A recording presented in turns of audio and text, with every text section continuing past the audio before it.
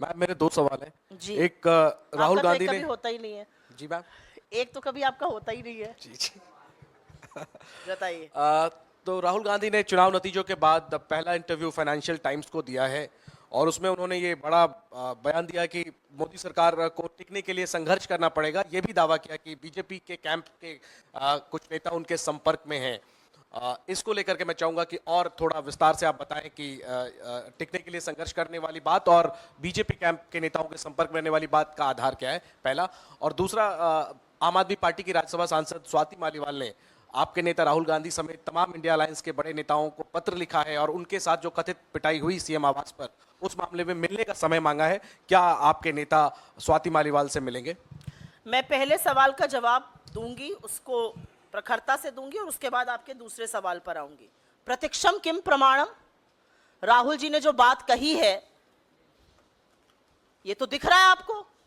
63 seat Narendra Modi की कम हो गई, बैसाखियों पर टिके हुए हैं, बैसाखियां बवाल मचा रही हैं।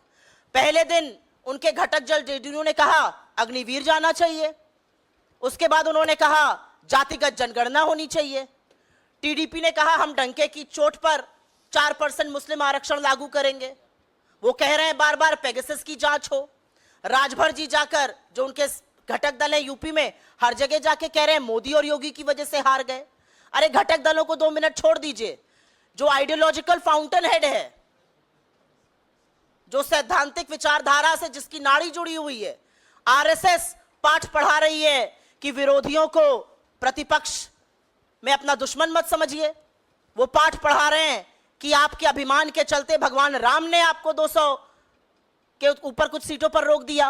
वो पाठ पढ़ा रहे हैं कि मणिपुर जल रहा है, उसका त्वरित फैसला होना चाहिए। तो बैसाखियां बवाल मचा रही हैं, वो एक पिक्चर है। अंदर जो अंतर विरोध है वो दूसरा है। आप लोगों से क्या छुपा है? आप लोग तो सब जानते हैं। छापिए भले नहीं, बोलिए भले नहीं, आप जानते हैं किस तरह की तलवारें ठनी हुई हैं अमित शाह जी और योगी आदित्यनाथ जी में। सबको पता है क्या हो रहा है। सबको पता है कि किल से हुए लोग जिनको मंत्रालयों से निकाल दिया गया, उसमें कितना विरोधाभास चल रहा है कि the issue with in the BJP is brewing. तो ये सारे जब ऐसी हरकतें होती हैं तो हमें दिखता है कि मजबूर सरकार है, हर जगह खींची जाएगी। मैं तो डंके की चोट पर हर बार एक सवाल पूछती हूं, नरेंद्र मोदी ने इस बार के चुनाव में इतना गलत वक्तव्य दिया जो आज तक किसी राजनेता ने नहीं दिया था।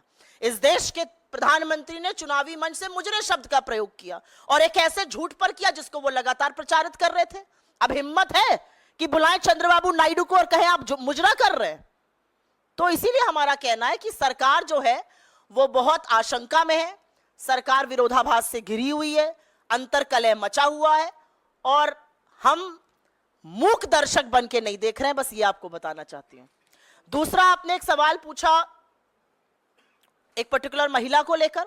मुझे ऐसा लगता है दिल्ली पुलिस इसकी तफ्तीश ऑलरेडी कर रही है।